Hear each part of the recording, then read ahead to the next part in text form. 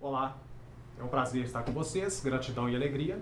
E meu nome é Ângelo, sou professor de filosofia e eu gostaria de compartilhar com vocês um pequeno recorte de uma grande escola de filosofia que provocou um grande impacto há 2000 anos passados e teve uma revivescência muito grande ao longo da Idade Média pelos pensadores cristãos que a adaptaram às teologias, né?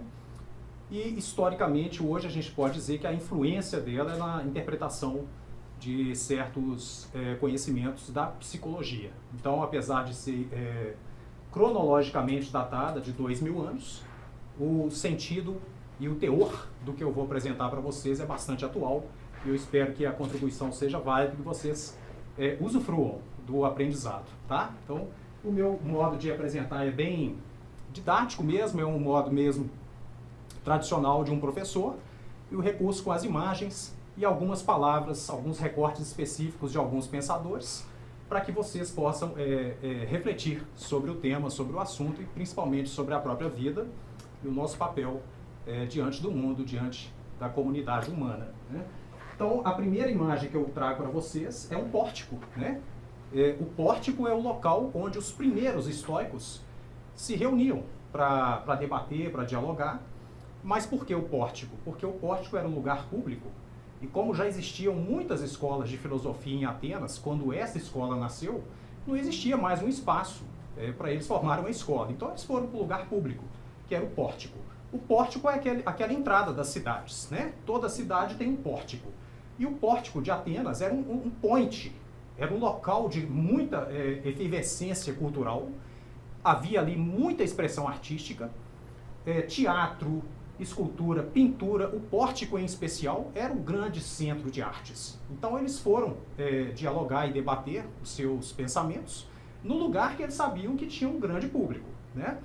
Mas eles apresentaram uma filosofia que é um tanto quanto estranha, porque é uma filosofia que te ensina a não reclamar de nada e te ensina a morrer. Então, sendo essa uma filosofia tão estranha, surgiu até um dito cômico.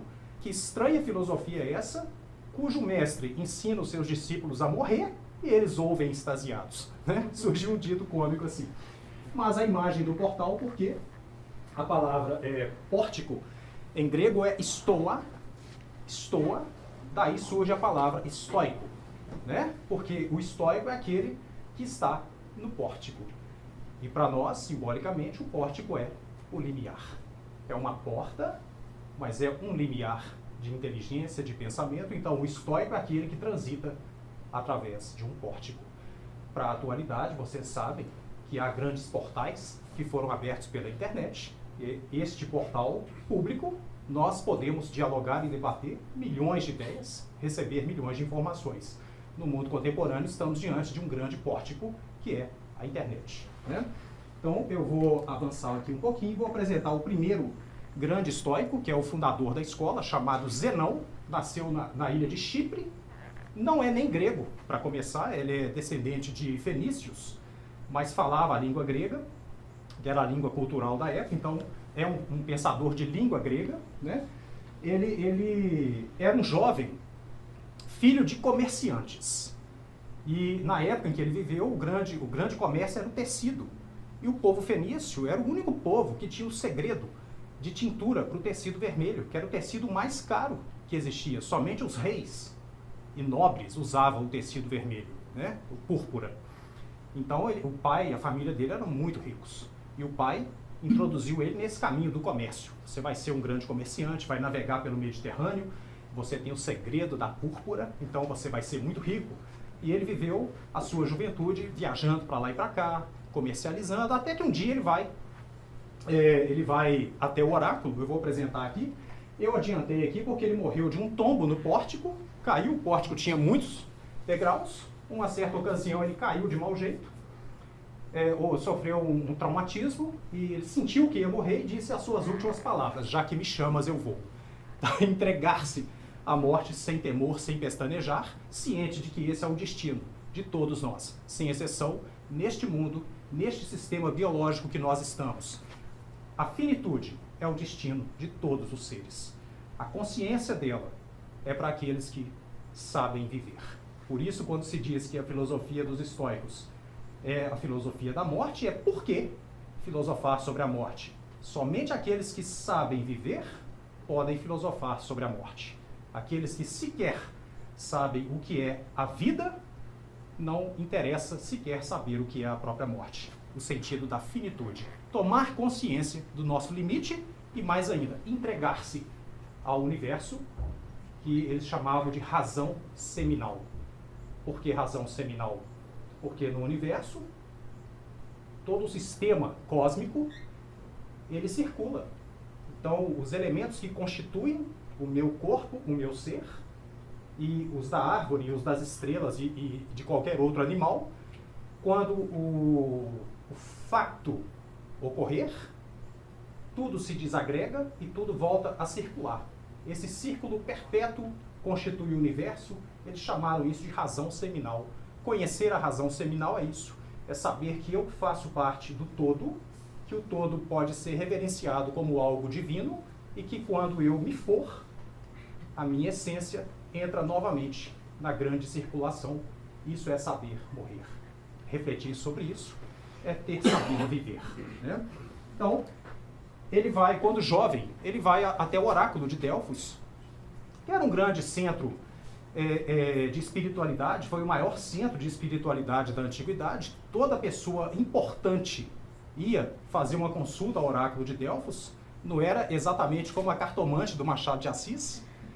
Era um oráculo onde somente as pessoas de grande influência social iam levar suas questões, porque era um oráculo muito sério, muito respeitado, dada a dimensão dos problemas que aquele povo enfrentava e o nível de resposta espiritual que eles buscavam para movimentar-se na vida. Ele, jovem, tem a oportunidade de ir ao oráculo, faz essa seguinte pergunta: para onde eu devo ir? Ele fez essa pergunta por uma razão muito simples. Ele era um jovem comerciante, mas o seu coração não dizia que era isso que ele queria ser. Então a pergunta: para onde eu devo ir? E o oráculo ele dá um monte de respostas desconexas. Zenão recebeu essa resposta: vai ter com os mortos. Então, ao longo de toda a sua vida, ele fica com essa informação na cabeça: vai ter com os mortos.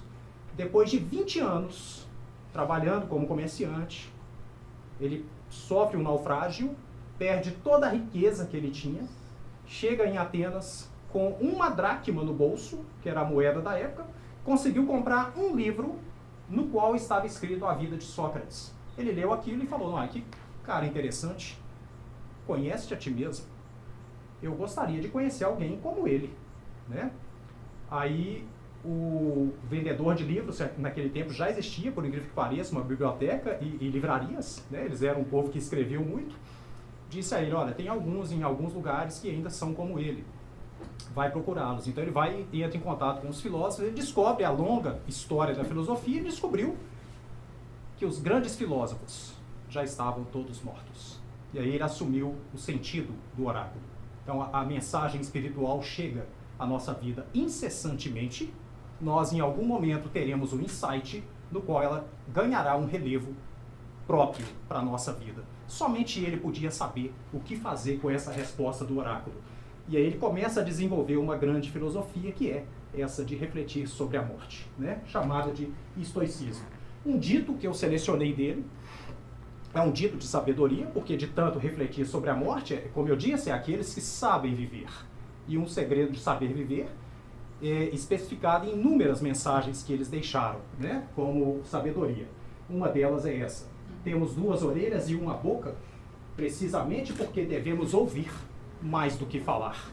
Mas o sentido de ouvir, para um estoico, o sentido de ouvir não é só esse verbal, é ouvir a razão seminal, é ouvir tudo o que o universo está dizendo, ouvir o que a natureza disse, ouvir o que acontece na Serra do Curral, ouvir o que acontece na administração pública, ouvir o que acontece dentro de uma sala de aula, ouvir a demanda de um aluno. Então é por isso que nós temos 2 orelhas. Isso precisa entrar dentro de mim. Só depois que eu refletir e saber viver, algo bom há de sair da minha boca. Isso é uma experiência estoica. Tá? essa capacidade de pensar. Uma regrinha que eles deram: 4 virtudes a serem desenvolvidas. Essas aqui: sabedoria, temperança, coragem e justiça. Sabedoria. Assim eles pensavam: é a razão seminal, as virtudes. É a razão do universo. Eu, fazendo parte do universo, sou habitado pelas virtudes. Sou eu o responsável por trazê-las ao plano existencial. Sabedoria, temperança,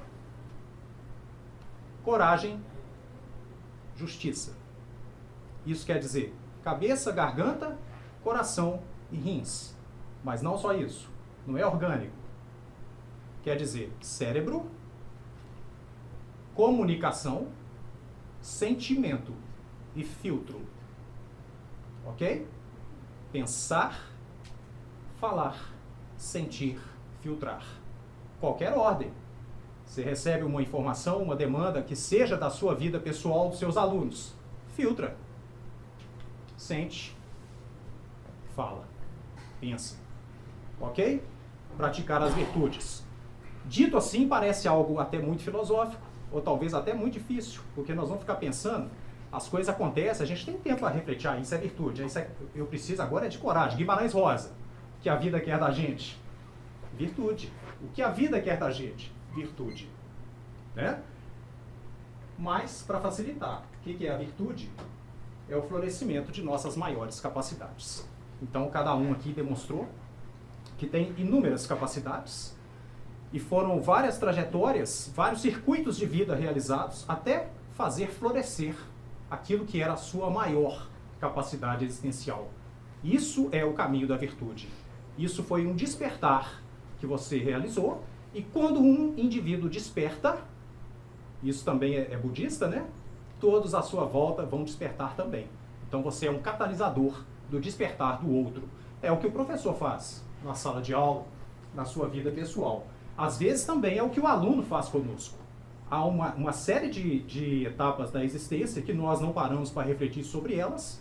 Quando um aluno nos diz algo ou demanda algo, nós somos confrontados com uma nova necessidade para a qual talvez não ainda tivéssemos pensado. Né? Então falei um pouquinho das virtudes. E agora sobre a capacidade de resistir. Eles inventaram uma técnica, é até um pouco engraçado, eu vou tentar resumir de alguma maneira, mas é uma técnica que se chama pratique o infortúnio. Essa é uma técnica para você resistir a todas as adversidades da vida e não reclamar de absolutamente nada. É ser capaz de se postar diante do mundo sem pestanejar. Pratique o infortúnio significa, todos os dias de manhã cedo, quando você levanta, a primeira coisa que você faz é praticar o infortúnio. Você vai usar um exercício mental e vai falar assim: hoje eu vou levantar com o pé esquerdo. Eu vou sair para trabalhar. Vou tropeçar na escada e quebro o meu pé. Mas eu estou tão atrasado para ir para o serviço que eu não posso perder o meu trabalho. Eu vou mancando. Pego o carro.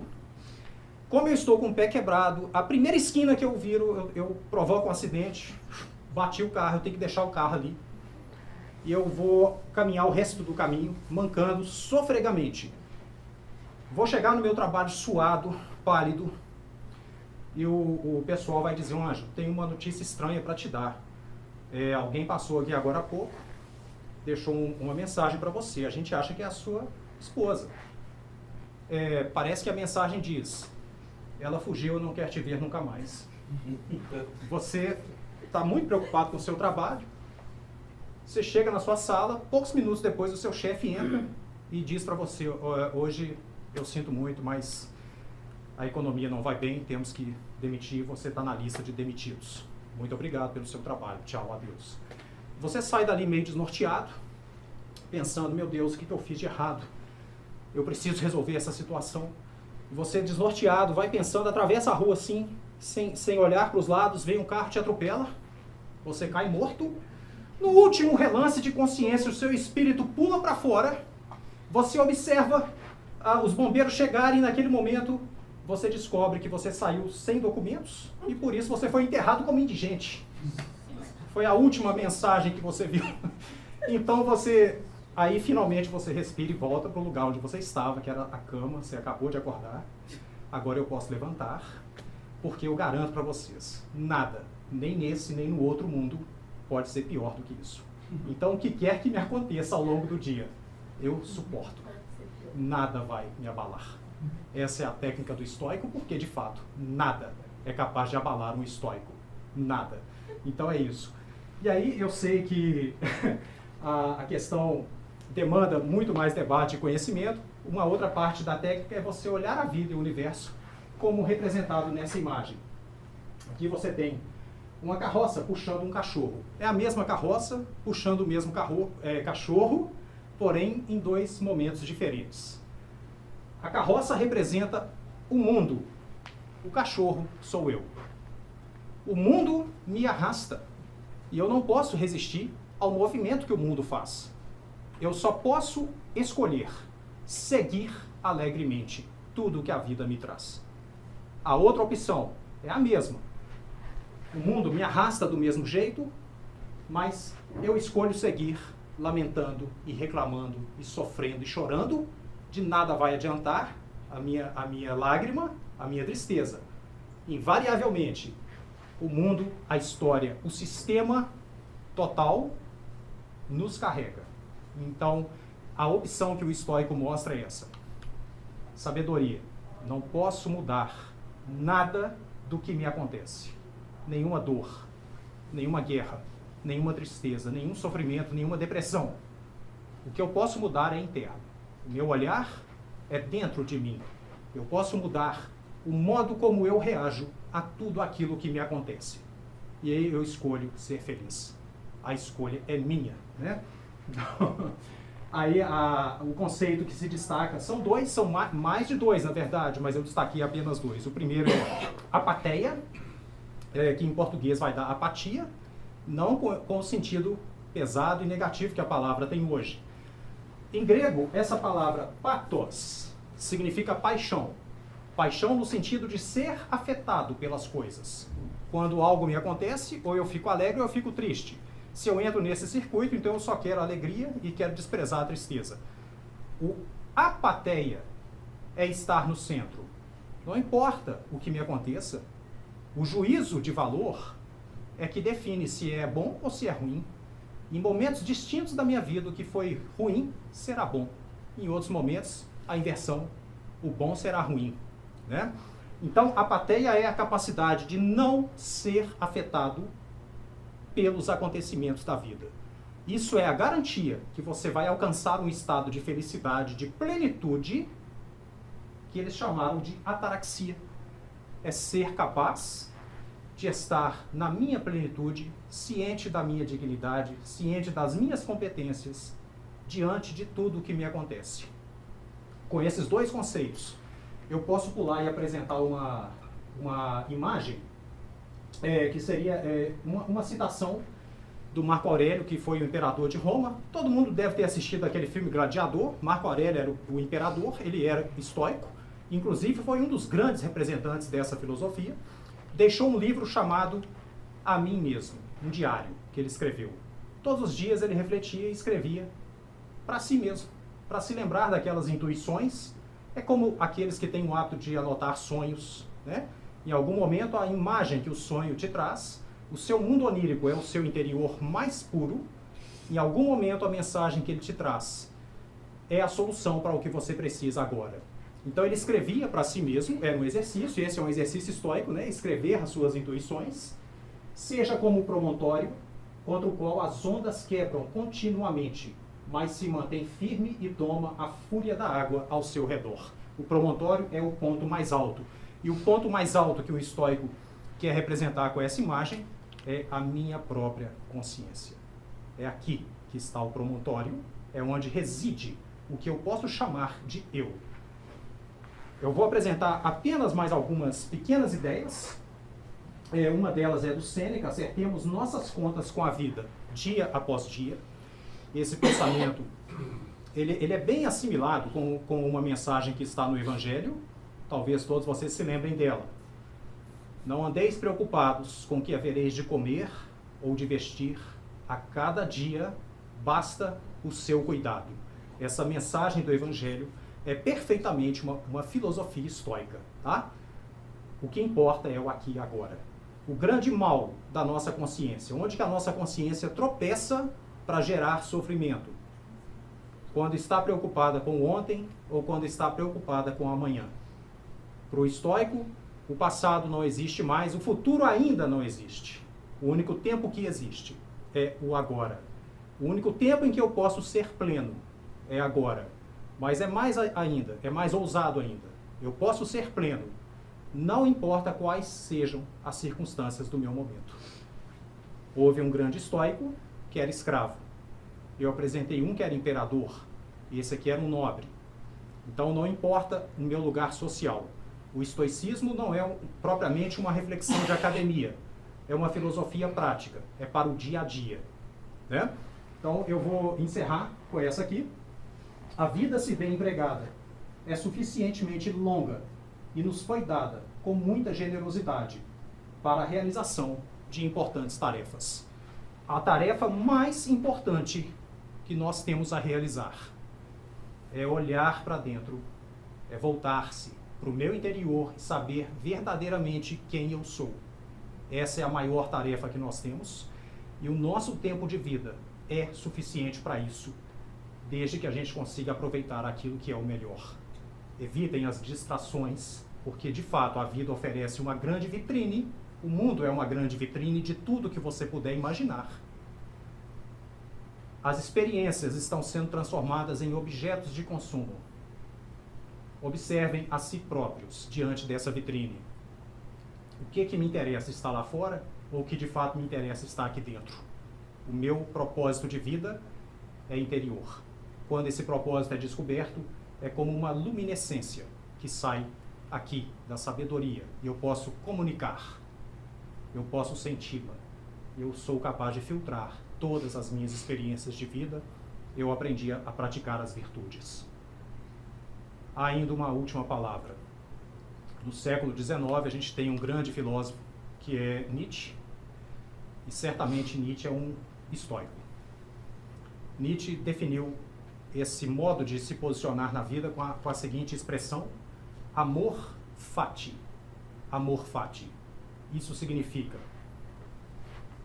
ame o seu destino. Não importa o que tenha acontecido na sua vida desde o dia que você nasceu até agora, muito menos importa o que vai acontecer daqui para frente. Ame tudo o que aconteceu, ame o agora e ame o que vai acontecer depois. Porque amor fati não é só uma expressão, é uma grande reflexão. Ela significa: se o universo encarnasse em uma divindade e dissesse para você: Paulo, Renata, Guto, você quer viver novamente? Se você disser que sim, o universo vai dizer: pois bem, prepare-se, você vai viver novamente. A sua nova vida será exatamente igual, sem tirar 1/1000 de segundo que seja de tudo que você viveu, será exatamente igual. Você quer? Amor fati é aquele que diz: eu aceito a minha vida como ela é. Sim, eu quero. Com isso eu termino com a última palavra. É uma palavra em grego que eu considero uma das palavras mais bonitas da língua grega. Haire. Significa, traduzindo ao pé da letra, gratidão. Mas no sentido poético que ela carrega. A gratidão significa alegra-te. Obrigado.